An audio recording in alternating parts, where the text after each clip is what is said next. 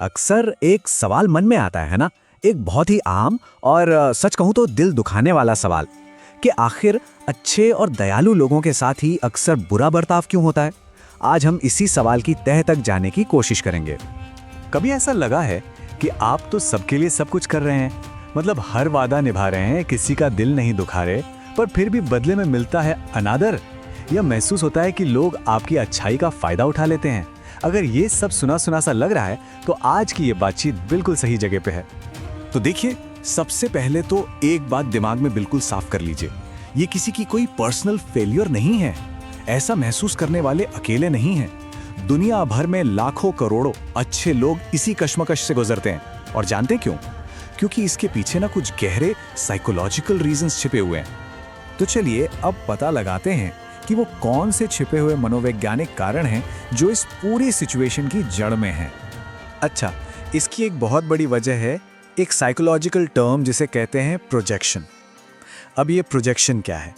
सीधी भाषा में कहें तो जब कोई इंसान खुद अपनी कमियों या कह लीजिए अपनी इनसिक्योरिटीज से परेशान होता है तो वो उन नेगेटिव फीलिंग्स को किसी और पर थूकने लगता है। होता क्या है कि एक अच्छा शांत इंसान वो अनजाने में ही ऐसे लोगों के लिए एक आईने जैसा बन जाता है।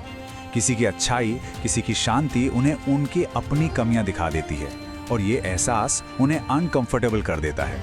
और फिर यही डिस्कम्फर्ट, यही असहजता अक्सर बुरे बर्ताव के रूप में बाहर निकलती है। तो बात को समझिए, प्रॉब्लम अच्छे इंसान में नहीं है, प्रॉब्लम सामने वाले की इनसिक्योरिटी में है। अब एक और थोड़ा कड़वा सच है, लेकिन है सच। हमारी सोसाइटी में ना कुछ लोग दयालुता को कमजोरी मान बैठते हैं। उनको लगता है कि अगर कोई बहुत ज्यादा भला है, हमेशा मदद के लिए तैयार है, कभी ना नहीं बोलता, तो वो कमजोर है।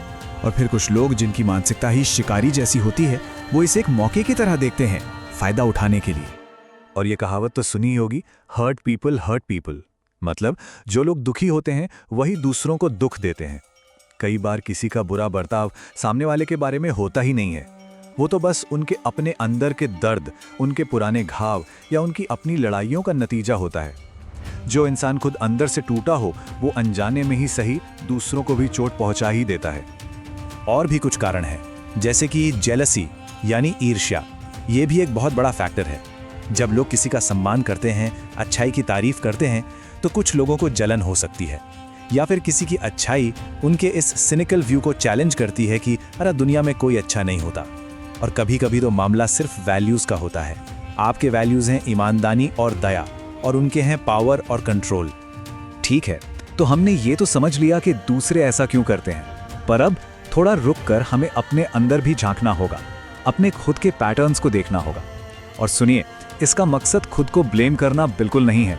इसका मकसद है पावर वापस अपने हाथ में लेना। यहाँ एक बहुत जरूरी फर्क समझना होगा, सच्ची दयालुता और पीपल प्लीजिंग के बीच। ये दोनों एक चीज नहीं है। सच्ची दयालुता वो ऑथेंटिक होती है, वो आपकी ताकत से आती है।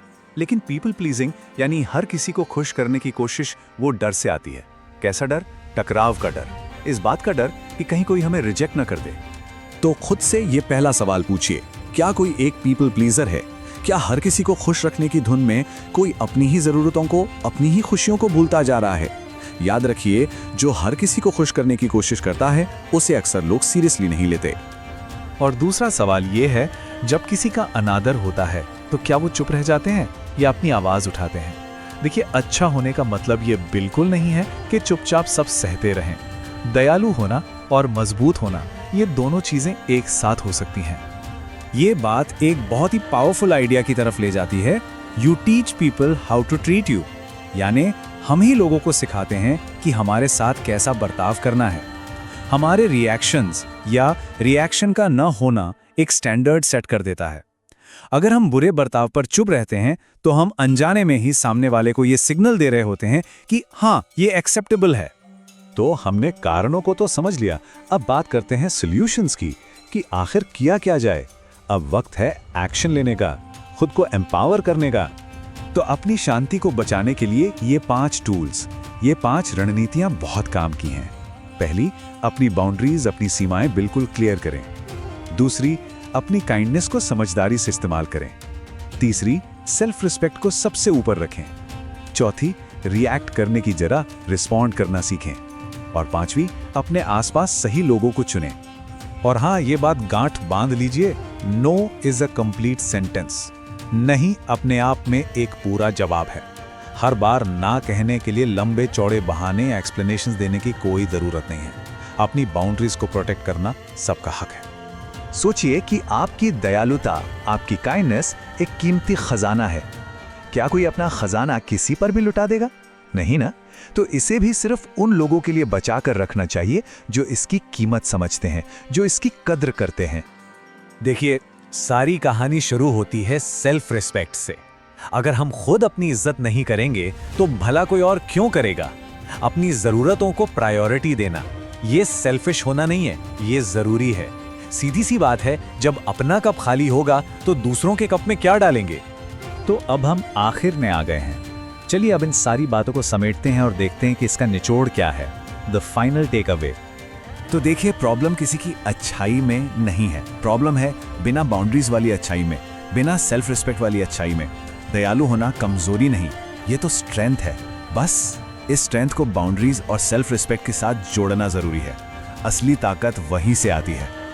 और ये एक आखिरी बात हमेशा याद रखनी चाहिए, किसी और का बर्ताव वो उनके कैरेक्टर का रिफ्लेक्शन है, किसी की कीमत का सर्टिफिकेट नहीं।